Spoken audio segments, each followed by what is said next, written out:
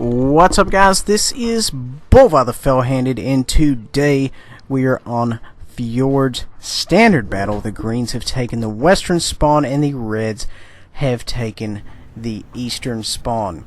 We are in the STA-2 Tier 8 Japanese Premium Tank. Now, you're going to notice that I don't have my traditional 50-50 ammunition loadout of AP and premium rounds. Now, the reason for this is the standard penetration of this tank is so enormously high that you don't actually need it. It's more or less like running a tier 10 medium. Ridiculous penetration. You've just got a few rounds there just to have, you know, to go through those very, very tough targets. Moving on. Now, I'm approaching the mid here. Now, guys, this is pre-buff, so the top end of this tank at that particular point was 45 kilometers per hour. It's now been upgraded to 55, as well as a little bit of extra horsepower. I thought the tank was, you know, pretty balanced as it was. Just giving this thing more engine power is just icing on the cake. So we take a round there on the way into my position. That's fine. I don't normally like to start giving up the HP right off the gate, but it's okay. Put a round through the upper plate there of the T-32. Just barely missed the commander's hatch of the second round. Amazing DPM on this tank. Cannot say enough good words about this particular vehicle. Now, we're just kind of waiting. Guys, you never want to be the only thing, you know, a third of the team can see. Now, you see, the Yag just took a round coming around the corner. That would have been me taking that round. And you know, you always want to let the Greens take the rounds if they are able. We managed to connect with the T-32's commander hatch. We did not do any real damage, just damaged a viewport. We're still trying to connect some rounds on that. We don't necessarily want to push up and be too, you know, greedy too soon. But at the same time, we want to get up here before, you know, all the damage is gone. So we are aiming at the tracks here at the side of this gentleman. And the idea is, you know, we want to kind of immobilize him and keep him permatracked while the Greens can lay firepower on him. And, you know, we can get all that assist damage. Made a little bit of a panic shot right there at the Freedom, but that's okay. Came around the corner, was not really aware there was going to be a bunch of guys over there, let alone pulling out and taking their snapshots, but that's okay. I've got a plan for that. We are going to go around here. We're going to run a flank. That is what mediums do. Now, if you will look at the tactical map in the bottom right hand corner, you know there's a guy down here by his lonesome. As he goes up the top there, I'm just going to lay fire into him. The aim time, the accuracy on this tank is just making it happen for us. We're not really going to give this guy a whole bunch of shots. We just kind of poked out, and he put the round into the side of the rock there.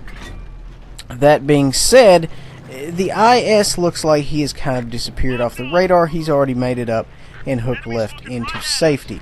So we are totally planning on pushing the issue here and pursuing this gentleman.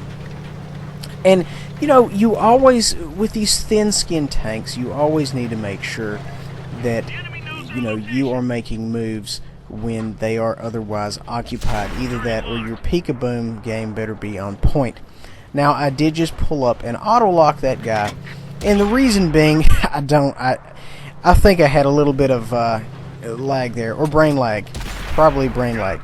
And the idea here is you want to wait until they are otherwise occupied to come in and get your shots. Now, guys, that's just good tanking. That doesn't really have to do with anything medium, but it's just a good rule to go with. Now, I haven't had a whole lot of games in this tank, not like the Type 59. This is quickly becoming my most favorite tank. I really enjoy running this tank. The gun on it is amazing. You just need to be very protective of your health.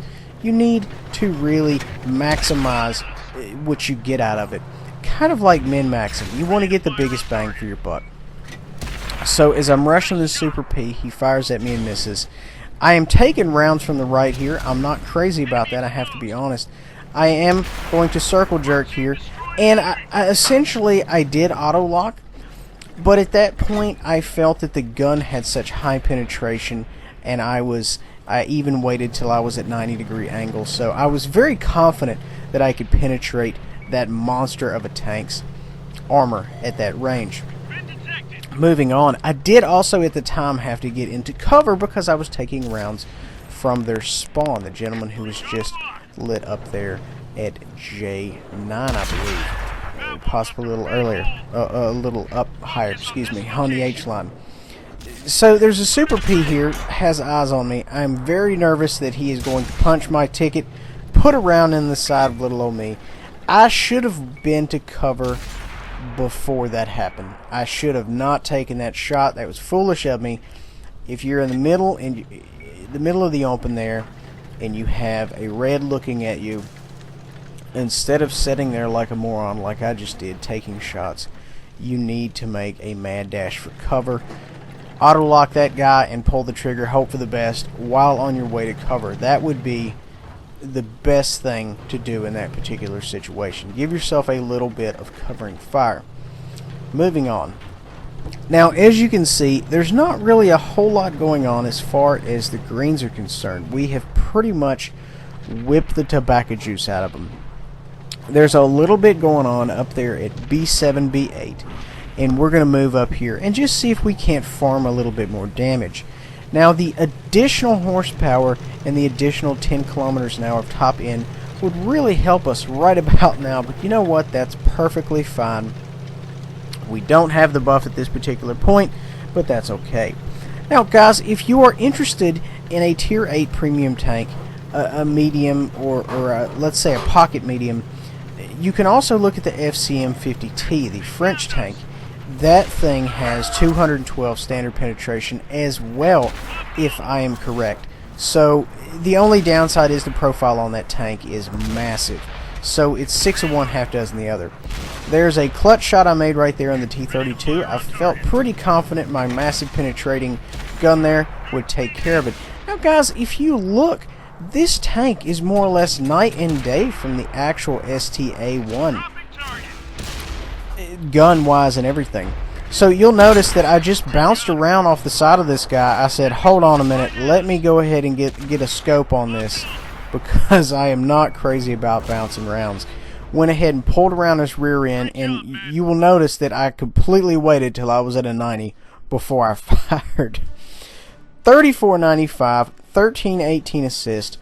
Amazing little tank. No block damage. That's okay. Armor is a myth. You shouldn't need armor in this game. Guys, I really hope you enjoyed. Please make sure to like, subscribe, and share. Check the description box for other YouTube channels that you may like as well. We'll see you guys next time.